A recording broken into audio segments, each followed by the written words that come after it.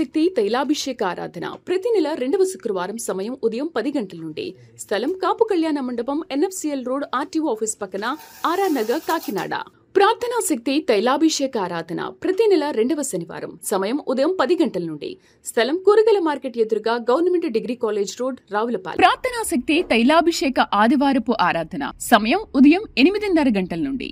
స్థలం viceroy gardens, Jubilee bus stand ఎదురుగా, సికింద్రాబాద్.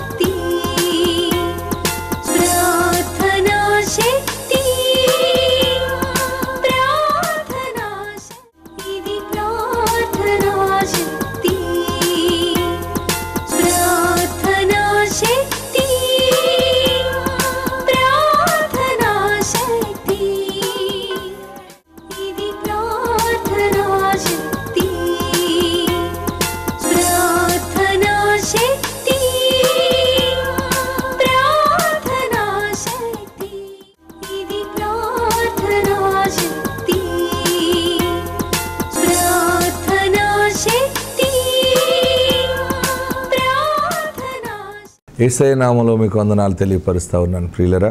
ఈ దినము కొరకు దేవుడు సిద్ధపరిచిన నూతన వాగ్దానాన్ని స్వాధీనపరచుకుందాం. పరిశుద్ధ గ్రంథంలో నుండి ఆదికాండము 11వ అధ్యాయము 6వ వచనం ద్వారా ప్రభు మిమ్మల్ని దర్శిస్తూ ఉన్నారు. Genesis chapter 11 verse 6.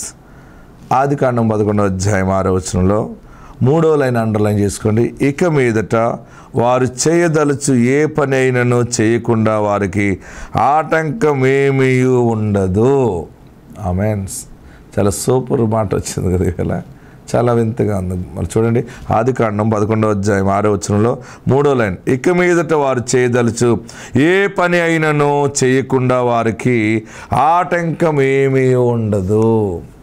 మీరు ఇంతవరకు ఏ పని చేద్దాం అనుకున్నా ఏదో ఒక ఆటంకం, సమయానికి డబ్బులు అందకపోవటం, వస్తానన్నవారు రాకపోవటం, ఇస్తానన్నవారు ఇవ్వకపోవటం, వెళ్దాం అనుకుంటే ఏదో ఒకటి ఆటంకం.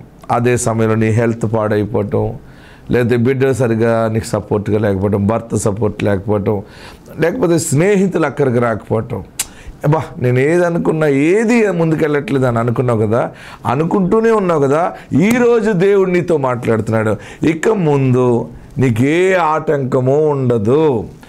వారు ఏ పని చేయదలిచినను, చూడండి ఎంత పెద్ద మాట, ఇక మీదట స్పాట్లోనే చెప్తున్నాడు.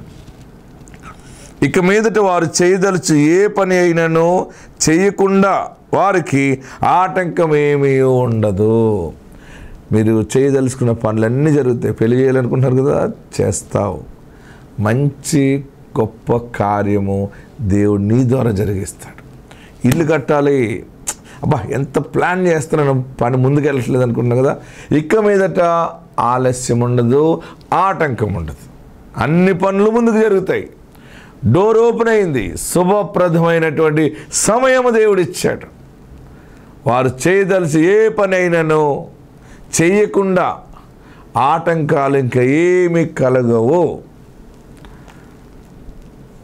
విదేశాలు వెళ్ళాలనుకున్నా, ఉద్యోగం ప్రయత్నం చేస్తున్నాను, అవుతుందా, వారితో మాట్లాడాలనుకున్నాను, వారు నన్ను అంగీకరిస్తారా, నాకు సహాయం చేస్తారా, నేను ఇలా చేయాలనుకున్నాను, అలా చేయాలనుకున్నాను, ఇది ఆలోచించి ఇలాగైతే ఎంత బాగుంటుంది.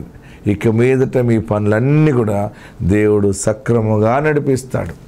ఏ అడ్డులు ఆటంకాలు, ఏ చీకటి ఆత్మ, ఏ దైవ శక్తులు, మంత్రశక్తులు చేతబడి ఎవరిని చేసినా నీది సముద్రంలో, నడి సముద్రంలో బలమైనటువంటి వాడ జెండా కట్టుకుని వెళ్ళిపోతున్నట్టుగా జమ్మని వెళ్ళిపోతుంది అనమాట. పనులన్నీ సఫలమవుతాయి. నమ్మండి, దేవుడు మీతో మాట్లాడుతున్నాడు. ఇక మీదట ఏ ఆటంకాలుండో, ఆత్మ మీకు తోడుండును గాక. ఆమేన్. వాక్యంలోకి వెళ్దాం. జీవం గల దేవుని సన్నిధానంలో క్రీస్తు జన్మ గురించి కొన్ని విషయాలు మనం ధ్యానం చేసుకుందాం.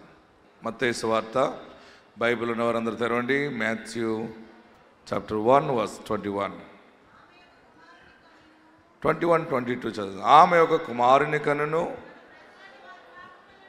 తన ప్రజలను వారి పాపముల నుండి ఆయనే రక్షించును గనుక ఆయనకు యేసు అను పేరు పెట్టుదు అనెను. 22వ వచనం అందరు చదవాలి. ఇదిగో కన్యక గర్భవతి అయి కుమారుని కనును, ఆయనకు ఇమ్మానుయేలను పేరు పెట్టుదురు అని ప్రభువు తన ప్రవక్త ద్వారా పలికిన మాట నెరవేరినట్లు ఇదంతయు జరిగాను. ఇమ్మానుయేలను పేరునకు భాషాంతరమున దేవుడు మనకు తోడని అర్థము. ఆమెన్. ప్రియులరా, ఈ డిసెంబర్ మాసంలో ఒక్కొక్క చోట ఒక్కొక్క అంశాన్ని మాట్లాడుతూ ఉన్నాను. 22వ వచనంలో ఇదిగో కన్యక గర్భవతి కుమారుని కన్ను, ఆయనకు ఇమ్మానుయేలు అను పేరు పెట్టుదురు అని ప్రభు తన ప్రవక్త ద్వారా పలికిన మాట నెరవేరినట్లు ఇదంతయు జరిగాను. ఇమ్మానుయేలు పేరునకు భాషాంతరమున దేవుడు మనకు తోడు అయి ఉన్నాడు. ఆమేన్. ఈరోజు అంశం ఏంటంటే ఇమ్మానుయేలు దేవుడు మనకు తోడుగా ఉన్నాడు. ఎవరైతే క్రీస్తుని ఆరాధిస్తారో, ఎవరైతే యేసుని స్మరిస్తారో, క్రీస్తుని ఎవరు పూజిస్తారో, క్రిస్మస్ ఎవరైతే పూజ చేస్తారో వారికి ఆయన తోడుగా ఉంటాడు. ఈ క్రిస్మస్లో శుభవార్త ఏంటంటే ఏ తోడు నీడ లేని నీకు ఆయన తోడుగా నీడగా ఉంటున్నాడు. కొన్ని సమయాల్లో మనము చాలా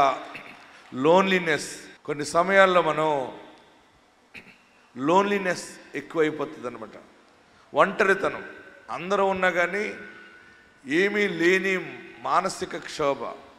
నాకెవరున్నారు, నాకెవరు సహాయం చేస్తారు, నాతో ఎవరు నడుస్తారు, నాతో ఎవరు ప్రయాణం చేస్తారు, నా బిడ్డ పెళ్లి చేయడానికి ఎవరు సహాయం చేస్తారు, నా కుటుంబం రక్షించబడడానికి ఎవరున్నారు, ఇల్లు కట్టుకోవడానికి ఎవరున్నారు సహాయం చేస్తారు, ఏమో నాకు భయముగా ఉంది, ఈ అప్పులు సమస్యల్లో నాకు భయముగా ఉంది, నాకు ఎవరున్నారు అనుకుంటున్నావు కదా.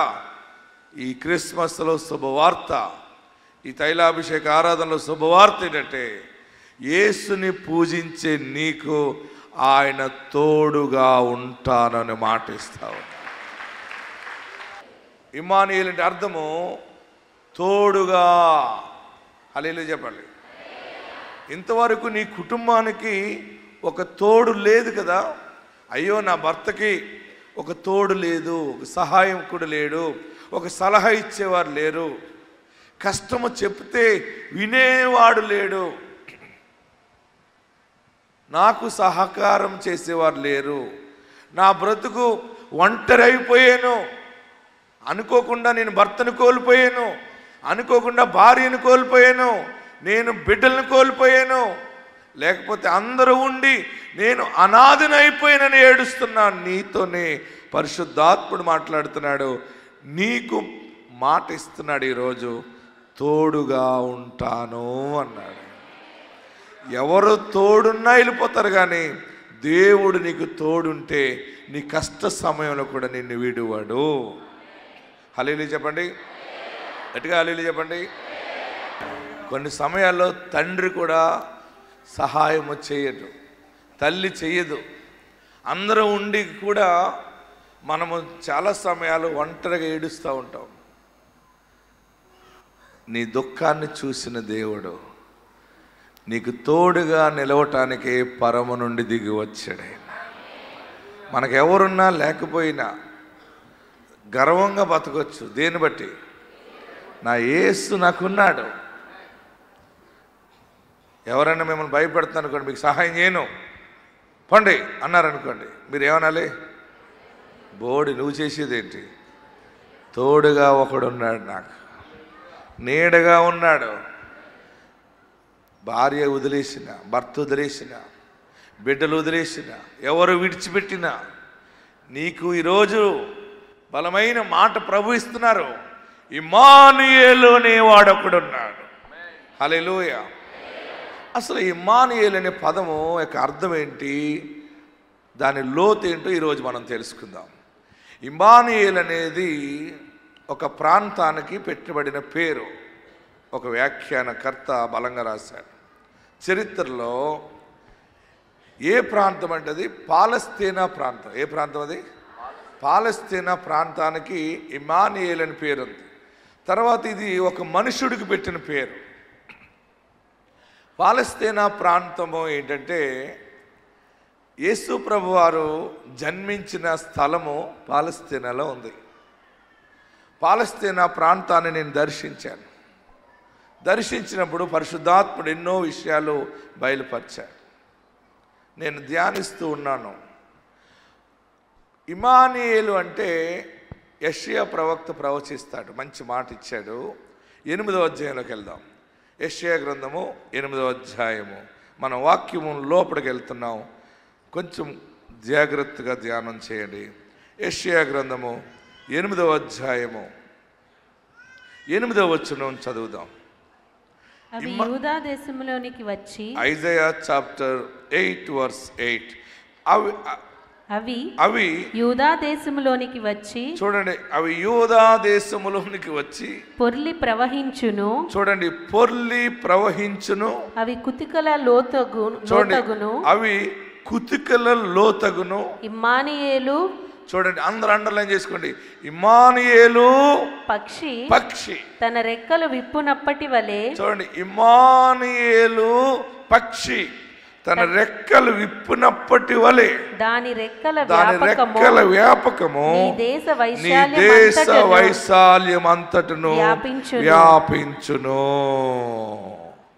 ఇమ్మానుయేలు అనే పక్షి ఏంటి చెప్పాలి అంటే, నీకు ఎలాగ తోడుంటాడు, యేసు నాకు ఎలాగ తోడుంటాడు, మన ప్రాంతానికి మన ప్రజలందరికీ దేవుడు ఎలాగ తోడుగా ఉంటాడంటే పక్షిరాజు అలే తోడుగా ఉంటాడు. హల్లెలూయా. ఇమ్మానుయేలు అనే మాటకి అర్థం ఏంటి? తోడుగా. ఏ తోడు అంటే చెప్పాలి, పక్షిరాజు రెక్కలు చాచి తన బిడ్డలను ఎలాగ కాపాడుకుంటుందో. ఆమేన్. నీ ఇంటి మీద దేవుని సన్నిధి రెక్కలు చాచుకుని ఉంటుంది. ఏ దుష్ట ప్రభావము, ఏ భయంకర రోగము, ఏ అంటువ్యాధి నీ ఇంటికి, నీ బిడ్డ దగ్గరికి, నీ భర్త దగ్గరికి, నీ భార్య దగ్గరికి, నీ తల్లి తండ్రి, నీ కుటుంబ సభ్యుల్ని టచ్ చేయడానికి వచ్చినప్పటికీ రెక్కలు చాపుతూ ఉంటుంది. హల్లెలూయా, హల్లెలూయా. మనం పండుకున్నప్పుడు ఆయన మెలకువగా ఉండి చూస్తాడు. హల్లెలూయా చెప్పండి. ఈరోజు బలమైన ఆశీర్వాదం ఏంటంటే ఇమ్మానుయేలు పక్షి. ఆమేన్. రెక్కలు చాచుకున్నటువంటి ఆదరణ. రెక్కలు దేనికి చెప్పాలి? రెక్కలు దేనికి? ప్రయాణాన్ని సూచిస్తుంది. రెక్కలు పైకి ఎగరటానికి సూచన. నీ జీవితము, నీ కుటుంబము అంతకంతకు పైకి పైకి దేవుడు హెచ్చిస్తాడు. హల్లెలూయా చెప్పాలి. దేవుడు తోడు మనకున్నది. పాలస్తీనా ప్రాంతము, ఆ దేశానికి ఆయన తోడు ఉన్నదని మాట్లాడుతూ ఉన్నాడు. ప్రియులరా గమనించండి, మరలా చదవండి, ఇంకా చాలా విషయాలు అందులో వస్తాయి. మళ్ళీ చదువుదాం 8వ వచనం. అవి యోధా దేశంలోనికి వచ్చి పొర్లి ప్రవహించును. అవి కుతుకల లోతగును. ఇమ్మానుయేలు పక్షి తన రెక్కలు విప్పినప్పటి వలె దాని రెక్కల వ్యాపకము నీ దేశ వైశాల్యం అంతటను వ్యాపించును. అయ్యో, నా బిడ్డ ఎలాగెళ్తున్నాడు, నా కొడుకు అలాగెళ్తున్నాడు, వీళ్ళకిచ్చి పెళ్లి చేసాను, వారు ఎలాగున్నారో వీరు ఎలాగున్నారో ఏమో, ఈ బ్రతుకంతా ఎన్నో కష్టాలు శ్రమలు అనుకుంటున్నావు కదా. దేవుడు తోడుగా ఉన్నాడు. నీ బిడ్డ సంసారం చుట్టూ ఎవరున్నారు? దేవుడు తోడు. ఈ మధ్య మా అల్లుడు బాధ పెట్టేస్తున్నాడని ఏడుస్తున్నావేమో, నీ అల్లుడి మనసు కూడా దేవుడు మారుస్తాడు. నీ బిడ్డ విలువ తెలుసుకునేలాగా చేస్తాడు. అయ్యో, నా భర్త ఇలాగున్నాడు, నా భార్య ఇలాగుందని ఏడుస్తున్నామేమో, నీ విలువ తెలుసుకునేలాగా దేవుడు చేస్తాడు. మీ ఇంటిలో ఏ సాతాను ప్రభావం రాకుండా ఇంటిపైన రెక్కలు చాచిన పక్షిరాజు ఉన్నాడు. హల్లెలూయా. పక్షిరాజు ప్రయాణాన్ని సూచిస్తున్నాడు. పక్షిరాజు ఆదరణ సూచిస్తుంది. తర్వాత పక్షిరాజు ఆయుష్ సూచనగా ఉన్నాడు. ఈ దేనికి? నీ ఆయుష్ ఎలా కొడుతుంది? పక్షిరాజు వలె నీ యవ్వనము కృతదవుతుంది. ముసలైపోతున్న వాళ్ళరా, చిన్న వయసులోనే ముసలైపోతున్నారు అందరూనే. అందరికీ ఇక్కడ ప్రాబ్లం వచ్చేస్తుంది. ఎక్కడ? మోచెప్పుల ప్రాబ్లం, నడుము ప్రాబ్లం. 20 సంవత్సరాలు 30 సంవత్సరాలకి ఏమ్మా అలాగున్నా బెల్ట్ ఎట్టుకుని వచ్చేవి ఏంటంటే బ్యాక్ పెయిన్. ఏం పెయిన్? వెనకంతా నొప్పి, ఎదర నొప్పి, మెడ నొప్పి, ఇక్కడొకటి, ఇవన్నీ పెట్టుకుని తిరుగుతున్నావు. నీ వయసు ఎంత, నువ్వు చేసే ఏంటి? అందరు ఆరోగ్యం పాడైపోతుంది. చాలామంది శరీరంలో ఎన్నో రోగాలు. ఏమో ఎన్నాళ్ళు బతుకుతానో, ఉంటానో, ఊడిపోతానో అని మాట్లాడుతుంటావు కదా. ఈరోజు పరిశుద్ధ ఆత్ముడు నీకు పక్షిరాజు యవ్వనం వలె మరలా నీ యవ్వనము కొత్త తగ్గుతుంది అనమాట. ఇమ్మానుయేలు అనేవాడు నీకు మాటిస్తున్నాడు. ఆయన నీ ఇంటి మీద, నీ పొలం మీద, నీ స్థలం మీద, నీ వ్యవస్థ మీద, అంతటి మీద రెక్కలు చాపి ఇమ్మానుయేలు దేవుడు తోడుగా ఉంటాడు. యెషయా అద్భుతమైన మాట మాట్లాడుతూ ఆత్మతోటి, ఇమ్మానుయేలు పక్షి రెక్కలు విప్పినప్పటి వలె. హల్లెలూయా, హల్లెలూయా చెప్పండి. మీకు శుభవార్త, ఆశీర్వాదం ఏంటంటే ఈ దినము నుండి పక్షి రెక్కలు విప్పితే ఆ దీవెన ఎలాగొస్తుందో అది మీరు అనుభవిస్తారు, నేను అనుభవిస్తాను. మనం ఎక్కడికైనా వెళ్తున్నప్పుడు ఎవరైనా మనల్ని మోసం చేయాలనుకుంటే పక్షిరాజు వలె మనతోనే ఉంటాడు. ఎవరు నిన్ను మోసం చేయనివ్వడు, నిన్ను పడిపోనివ్వడు. ఎవడైనా నిన్ను మోసం చేయాలని వస్తే వాడి మీద ఆయన యుద్ధము చేస్తాడు, పొడిచి పాడేస్తాడు అంతే. హల్లెలూయా చెప్పండి. ఇశ్రాయేలీల గురించి మాట్లాడుతూ నిర్గమాకాండలో అంటాడు, నేను ఇశ్రాయేలీల్ని గెద్దరెక్కల మీద ఎక్కించుకుని తీసుకెళ్ళినట్టు తీసుకెళ్ళాను అంటాడు ఆయన. ఆమేన్. మీ ప్రయాణములో, మీ జీవిత ప్రయాణములో ఇమ్మానుయేలు దేవుడు తోడుగా ఉన్నాడు. మీరు ఎక్కడైనా ఏ నిర్ణయం తీసుకున్నా పరిశుద్ధాత్ముడు విడువడు. ఆయన మంచి దేవుడు. క్రిస్మస్ అంటే క్రీస్తుని పూజించుట, క్రీస్తుని ఆరాధించుట. మరి ఆయనను పూజిస్తే, ఆరాధిస్తే, ఆరాధనకు వచ్చిన మనందరితో మాట్లాడుతూ ఉన్నది ఏంటంటే ఆయన ఇమ్మానుయేలు దేవుడు తోడుగా ఉన్నాడు. గట్టిగా హల్లెలూయా చెప్పండి. ఆయన మంచి దేవుడు, ఇమ్మానుయేలు దేవుడు. ఆయన తోడు ఎలాగుంటుందంటే పక్షిరాజు తోడు వలె ఉంటుంది. హల్లెలూయా చెప్పండి. నువ్వు బస్సు ఎక్కినా, విమానం ఎక్కినా, రైలు బండి ఎక్కినా, ఎద్దుల బండి ఎక్కినా, ఏ బండి ఎక్కి వెళ్తున్నా, ఎంత ప్రమాదం పొంచి ఉన్నా నిన్ను కాపాడువాడు కునుకడు, నిద్రపోడు. నీ పైన, నీ బిడ్డ పైన, నీ కుటుంబం పైన ఆయన సంచరిస్తూ ఉంటాడు. ఆయనను పూజిస్తే, ఎవరిని? యేసుని ఆరాధిస్తే ఎప్పుడు ఒకడు నీకు తోడుగా ఉంటాడు. దావీదు మరణించే సమయంలో తన కుమారుడు చెప్తాడు, నువ్వు ఆజ్ఞల ప్రకారం చేయి బాబు. ఎలా చేయాలి? నువ్వు ఆజ్ఞల ప్రకారం చేయి, ఇశ్రాయేలీలో ఒకడు నీకు ఉండక మా అన్నాడు. ఆమేన్. మీరు బలంగా నమ్మండి, విశ్వాసములో ఉండండి. మీ మీద పక్షిరాజు ఉన్నట్టుగానే ఇమ్మానుయేలు తోడు నీకుంటుంది. మీరందరూ ధైర్యంగా ఉండండి. నాకెవరున్నారు, నాకేముంది? మొన్న ఒక ఆమంది, పాస్టర్ గారు ఒక కొడుకు పుట్టాడండి అంది. చాలరా అన్నాను. లేదండి, ఇంకొక 2 ఆడపిల్లలు పుట్టేలా ప్రార్థన చేయండి. ఏ అన్నాను. ఒంటికాయ సొంటి కొమ్ము కింద ఒకడే ఉన్నాడండి. ఎలాగా? నేనన్నా 2 ఎందుకన్నాను. వీడికి ఏదైనా కష్టం వస్తే ఎవరు చెప్పుకుంటాడండి అంది. ఎవరికి? ఈ పుట్టిన పిల్లోడికి రేపు ఏదైనా కష్టం వస్తే ఎవరు చెప్పుకుంటాడండి అంది. నేనన్నా ఆడికో పిల్లం వస్తుంది కదా, ఆడికో భార్య వస్తుంది కదా అన్నాను. భార్య తండ్రి చెప్పుకోలేడండి అంది. మరి ఎవరు చెప్పుకుంటాడు? ఆడు చెల్లెలికి చెప్పుకుంటాడండి. ఈ తల్లిళ్ళే చిన్నప్పుడే చేదు విత్తనం వేసేస్తే ఇంకా కుటుంబాల్లో ఐక్యత ఎలాగొస్తుంది? ఏ కష్టమున్నా భర్త భార్యకి చెప్పాలి, ఓపెన్గా ఉండాలి భార్యతోటి. భార్య ఏ కష్టం ఉన్నా ఎవరు చెప్పాలి? వీళ్ళిద్దరు చెప్పుకోవటం మానేసి పక్క వాళ్ళు చెప్పుకుంటే ఏమవుతుంది? అందుకనే సంసారం ఇంటి గుట్టు లంక చేయటని ఎవరు చెప్పుకోకూడదు. ఎవరు చెప్పాలి? అంతకీ భార్య చెప్పితే భార్య అర్థం చేసుకోలేకపోతే ఇంకెవరున్నారు? ఇమ్మాన్యుయేల్ ఉన్నాడు. ఆమేన్. హల్లెలూయా.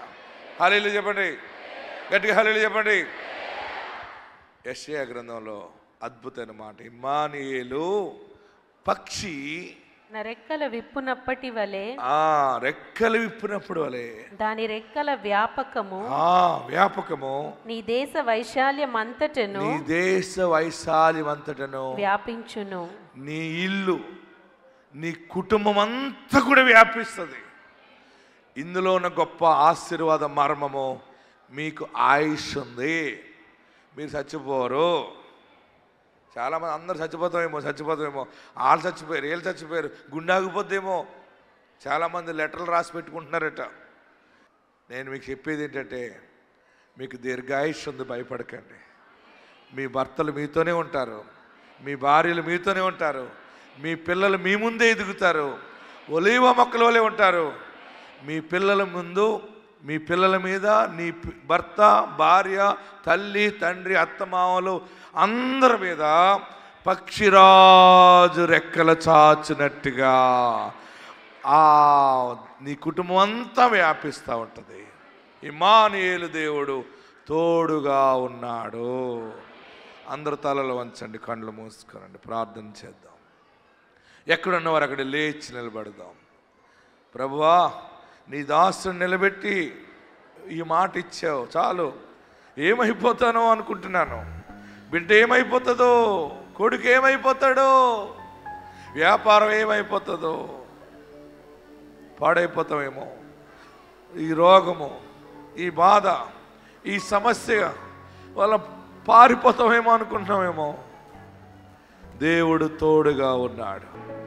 నీ అమ్మగారి ఇల్లు, నీ అత్తిల్లు, పుట్టిల్లు, నీ వారు, నీ వంశము, నీ సర్నేమ్, మొత్తం నీ ఫ్యామిలీ అంతటి మీద నిన్ను బట్టి ఇమ్మానుయేలు తోడుగా ఉన్నాడు. అందరు 2 చేతులు పైకి చాపి ఇమ్మానుయేలు దేవా అని పిలవండి. నీ ఆత్మ మాకు దయచి, నా పాపాలు క్షమించు, నన్ను పరిశుద్ధపరచు, నన్ను పవిత్రపరచు, నీ సన్నిధి నాకు దయచే, నీ కృప నాకు దయచే బాబు, నన్ను ఆశీర్వదించు. Hallelujah. Hallelujah, hallelujah. Christmas blessings. పక్షి రాజు వలె రెక్కలు చాపిన పక్షి నీ ఇంటి మీద దేవుని దూతలు నిలబడతాయి. ఏ పని పూనుకుని వెళ్ళినా జయమవుతుంది. ఏడుస్తున్నావు కదా, నీ కన్నీళ్లను ముత్యాలుగా మార్చేస్తాడు ఆయన. నీకు ఆయుష్ ఇస్తాడు, ఆరోగ్యం ఇస్తాడు, ఆత్మాభిషేకాన్ని ఇస్తాడు. ఎక్కడ సిగ్గుపరచబడవు. ఎప్పుడు ఎక్కడికి వెళ్ళినా, ఏ పనిలో వెళ్ళినా దీవెనగా తిరిగి వస్తావు, ఆశీర్వాదంగానే తిరిగి వస్తావు. ఇమ్మానుయేలు దేవుడు నీకు తోడుగా ఉన్నాడు. నా పాపాలు క్షమించాయా, నా పాపం పోగొట్టడానికి వచ్చావు. నా ఇంటికి నీ రక్షణ దయచే, నీ ఆత్మ నాకు దయచే, నీ అభిషేకం నాకు దయచే, నీ ప్రసన్నత దయచే. హల్లెలూయా. ప్రార్థన చేద్దాం. నన్ను ఆశీర్వదించు, ఏడంతలుగా ఆశీర్వదించు బాబా. Yes. హల్లెలూయా. Hallelujah.